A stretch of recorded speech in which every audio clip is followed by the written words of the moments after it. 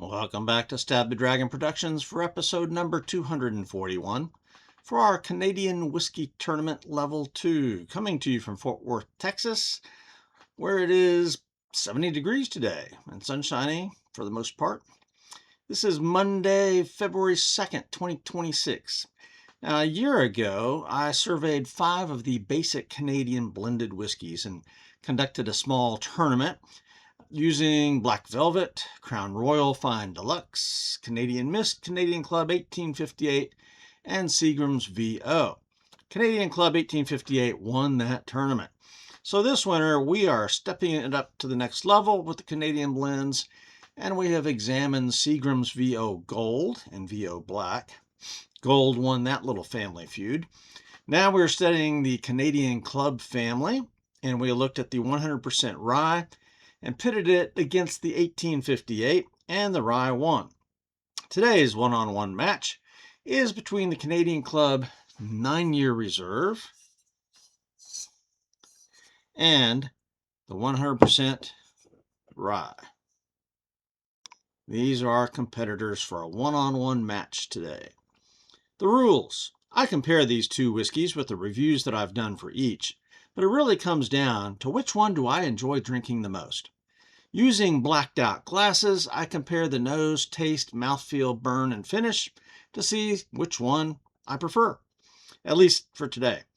In case of a tie, I use price, value, and availability to break the tie. As part of the fun, I do try to guess which whiskey is in which glass, and my percentage of wins there is not that great.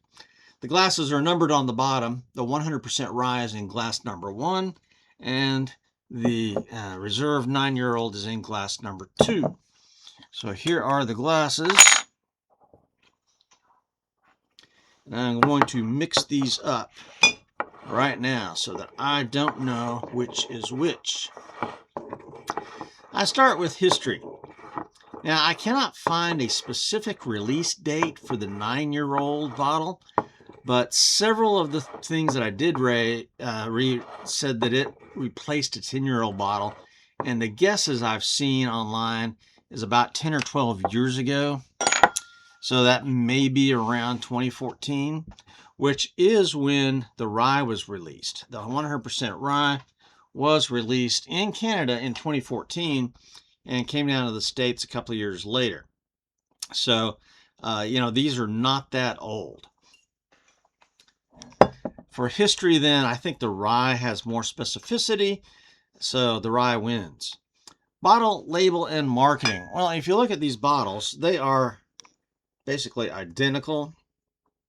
The labels are very similar as well as far as style goes. Your rye has got the green label, which is it's not a law or anything, but it is kind of tradition if you put out a rye whiskey to put green on the label somewhere. And then the reserve, this is either black and gray or a dark blue. On the camera, it kind of brings out some bluish tints to it, so maybe a dark blue and a gray. I'm not sure of the color there. But very similar labels. Now, you will notice on the neck label, for whatever reason, the rye's got a bigger neck band than the reserve does. So, and funny thing is, these are my second bottles of each of these. The first bottles that I bought, I don't know, 8 years ago or so, were flask style. And so they've changed bottles, right? But for marketing, when I researched on the internet to see if I could find advertisements for these, the Canadian Club Rye had plenty of advertisements, but the Reserve 9, not so much. So I think for bottle, label, and marketing, we have a winner with the rye.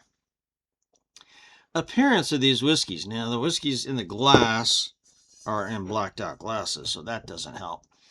But here, now granted, the rye is down quite a bit, but I think, using the old calibrated eyeball, that the 9-year reserve is just a shade darker. So I prefer darker whiskeys, so I'm saying the reserve for the win as far as appearance goes. Composition. I do not have a mash bill for the reserve 9-year-old, But on a website somewhere, I did see that it was listed as having more rye influence. But the 100% rye tells you what's in there on the label. It's 100% rye. So I think for composition, the rye wins because of its clarity. But there's no age statement here, whereas the Reserve 9 has an age statement. So, you know, there's some pluses and minuses with both. But composition, I'll go with the rye whiskey for the win. Versatility. Now, both of these I really enjoy neat. I mean, I'm a fan of Canadian Club. I like both of these whiskeys. Would never complain about being offered a glass of these. That's for sure. But I don't have a mash bill for the Reserve other than, what the,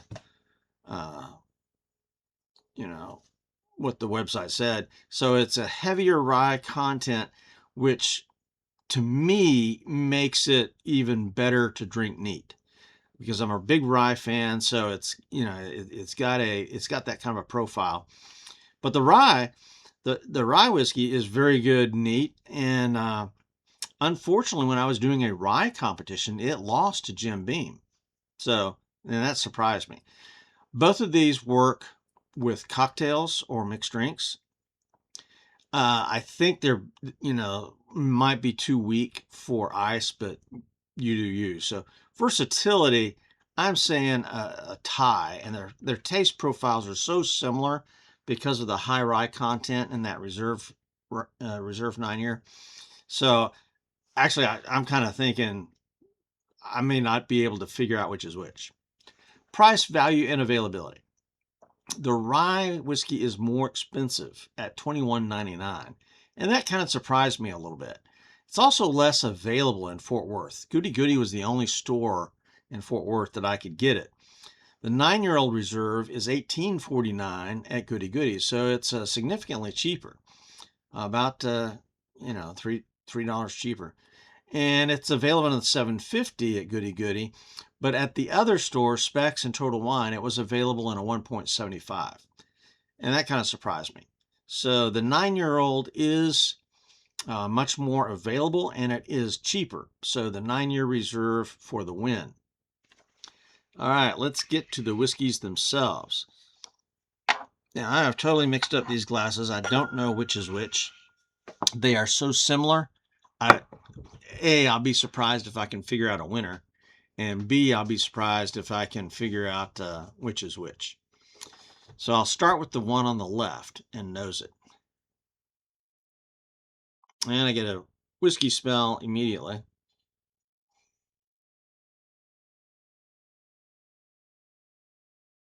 So some sweetness.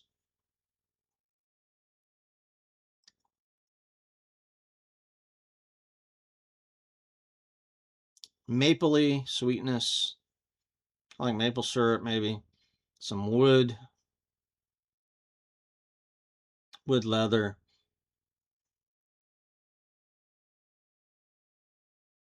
That's a generally pleasant nose. The one on the right.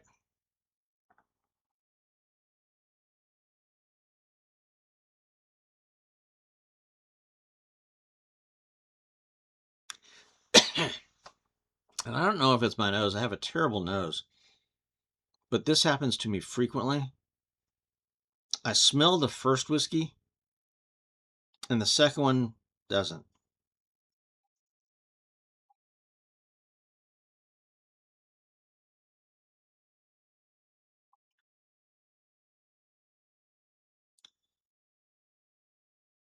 The one on the left for the win on the nose. And what that means is that I will start drinking the one on the right. The one with the lesser nose gets the first sip. Unless I'm dealing with peated whiskeys, in which case you don't want peat on the first sip if the other one's not peated. All right, so here we go.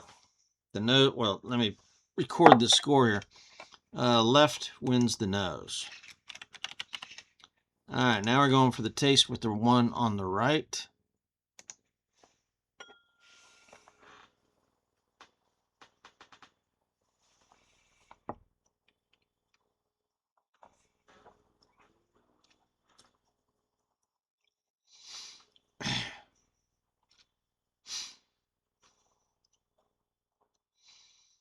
That is a pleasant taste.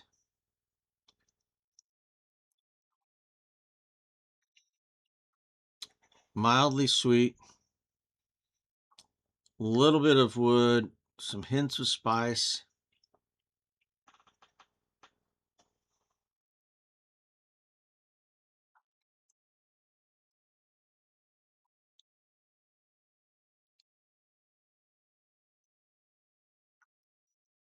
A little bit of vanilla.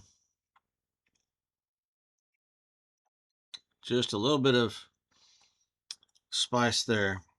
So that is pretty good.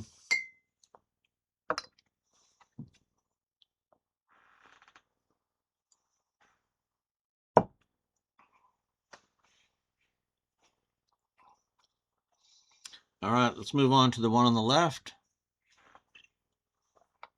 This one had the stronger nose.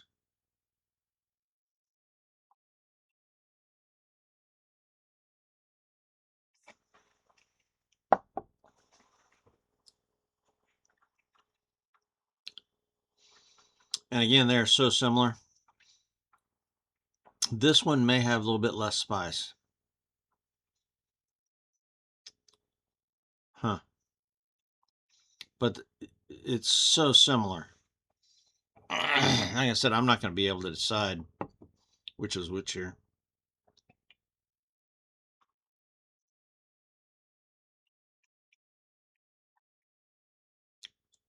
Maple sweetness. Wood, leather, tobacco maybe.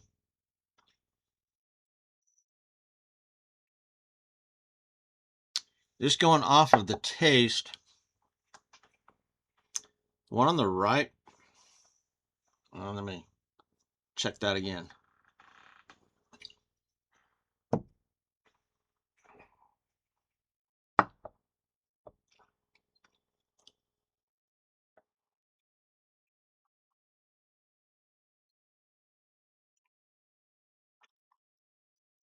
I think the one on the right has got,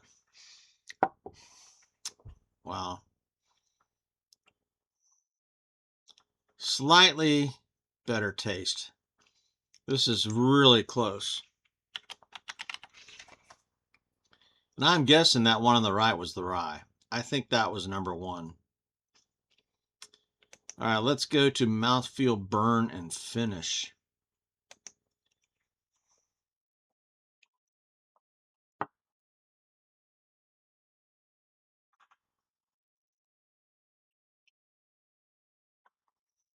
Decent mouthfeel, no burn, weak finish, but still very pleasant to drink. I'm getting some maple sweetness on the finish.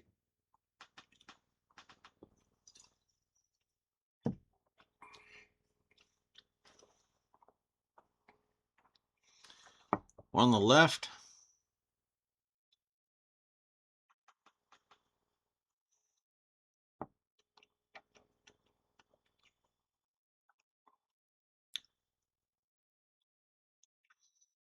That one may have a little bit more of a mouthfeel.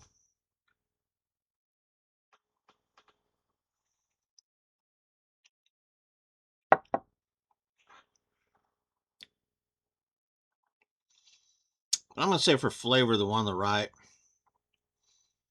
But neither of them has much of a burn. But I think the one on the left may have the mouthfeel. I kind of think that might be glass number 2. That might be the reserve. So this one had the better nose. It's got the better mouthfeel, but neither of these has much of a finish. Although I think that, I don't know, maybe the one on the right had a little bit more finish too. This may be a tie for mouthfeel, burn, and finish, because I think the one on the left had better mouthfeel, but the one on the right had a better finish, maybe.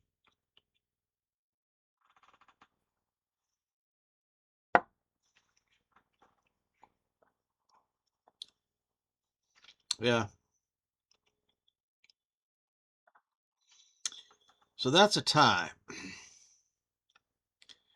All right. For me to determine a winner, this is so close. The one on the left had the better nose. Pretty sure the one on the right, I like the taste just a little bit better. Mouthfeel, burn, and finish. Mouthfeel to the left, finish to the right. Tie for the burn. Wow. I'm going to lean towards the one on the right is my favorite. And I think that's the rye. So I think the one on the right should be glass number 1. But this is so close. It's a guess. Nope, it's glass number 2. There you go. We have a winner then. The 9-year reserve won with the best taste. The one on the left, the rye, is in fact glass number 1. And that one on the nose. So we have a winner, but not by much. And I did not guess properly. So the 9-year-old is the winner on taste. And it was so close. And again, I guessed wrongly, which is not unusual for me. But these are so similar. But we do have a winner. Okay, so frequently we give the winner a cocktail. But I just don't think that's going to happen tonight. So I'm not really in a cocktail. I don't know. Should I do a cocktail? Hold on. Maybe we'll do a cocktail. All right. So the winner gets an old fashioned. Here you go. This has got some Angostura bitters, some orange bitters, 2 Luxardo cherries, an orange peel, a little bit of maple syrup. Particularly with Canadian whiskeys, I prefer using maple syrup to sweeten it.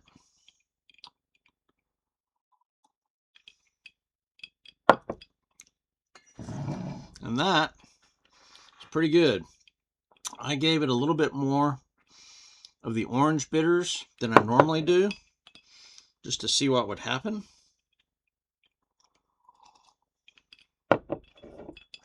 And it does have a little bit more of the orange citrus flavor going on, which is very nice. So, you can modify your old fashions a lot with different bitters. I've been using some walnut bitters lately. I didn't do it here. I've used chocolate bitters, 1 cherry or 2 cherries, 2 orange peels or 1, varying the amounts of each. So you can really play with these old fashions. But this one is very good. Heavy on the orange, and that's fine. So we have a winner, and it does very well in an old fashioned. I could not guess which was which. Well, I guessed wrong, actually. So there you go. All right, what's coming up next on Stab the Dragon Productions or American Catechism? We have a special private selection of Angel's Envy. And there's quite a story behind this bottle. So sometime in the next week, I hope to do the review of this and tell the story behind this bottle, because this bottle has traveled far and wide to reach me, and it is a gift. And so that will be coming up soon on Stab the Dragon. For now, though, this is Stab the Dragon out here.